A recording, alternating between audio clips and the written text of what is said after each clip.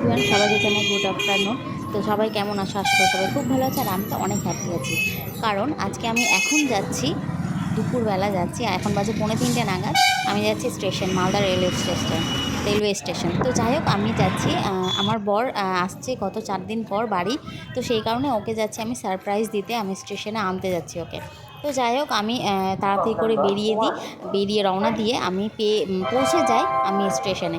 তো স্টেশনে বুঝতে পারছিলাম না কোন সাইড দিয়ে ও বেরোবে। তো সেই কারণে আমি এই দিকটাতেই দাঁড়াই, কারণ দুই দিকটাই যেন আমি দেখতে পাই। তো যাই হোক, ওকে না জানিয়ে আসি, আর ভীষণই খুশি হয় ও। হ্যাঁ, তবে সবাইকে ও মানে এক্সপ্রেশনে দেখায় না, তবে হ্যাঁ, ও খুব খুশি হয়েছিল যে আমি ওকে রিসিভ করতে গিয়েছিলাম। তো যাই হোক, এখানে ও চলেও আসে, এখানে ওয়েট করতে করতে, আর ভীষণই মজা হচ্ছিল।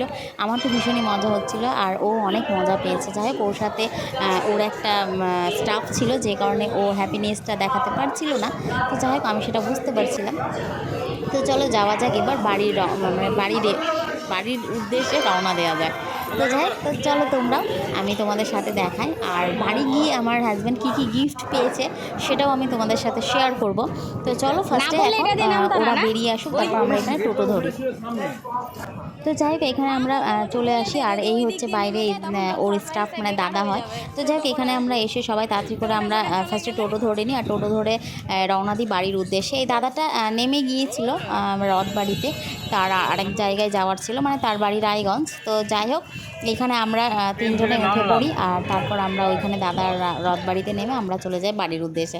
আর ভীষণই মজা হচ্ছিল, অনেক দিন পর ওর সাথে দেখা হচ্ছিল। তো আলাদাই একটা এক্সাইটেড ছিল আমার মধ্যে, ভীষণ আনন্দ হচ্ছিল, আর অনেকগুলো গিফট পেয়েছিল, সেটাও আমি তোমাদের সাথে শেয়ার করব। তো চলো ফার্স্টে বাড়ি যাওয়া যাক। তারপর আমরা এখানে টোটো থেকে নেমে যাই আর চলে আসি বাড়ি এসে প্যাকিং খোলা হয়, আনপ্যাকিং করা হয় সব। আর এখানে দেখতে পাচ্ছ অনেক কিছু গিফট পেয়েছে। হ্যাঁ, এটা ছিল পুজোর ওইখানে, পুরীর নাকি গজা বিখ্যাত। যাই হোক, ওখানে গজাটা ভালো পাওয়া যায়, সেই কারণে মা গজা আনতে বলেছিল। যে এই দেখতে পাচ্ছ বিশাল বড় বড় একটা মানে গজা, আমি কোনোদিনও খাইনি যদিও। আর সব থেকে ভালো একটা গিফট, আমার সবগুলোই গিফট ভালো পেয়েছিল। এইখানে হচ্ছে ব্লুটুথ স্পিকার একটা পেয়েছিল, তারপর অনেক কিছু প্যাকেজিং ছিল, মানে চানাচুর থেকে চকলেট থেকে অনেক কিছু ছিল, কুরকুরে, অনেক চিপস অনেক কিছু ছিল, পেন ছিল। তো যাই হোক, তোমাদের একটা ছোট্ট করে আমি দেখাই। আর হ্যাঁ, এই ট্রলিটাও আমার হাজব্যান্ড গিফট পেয়েছে, অনেকগুলো গিফট পেয়েছে। তো চলো একটা ছবিতে আমি তোমাদের দেখাই।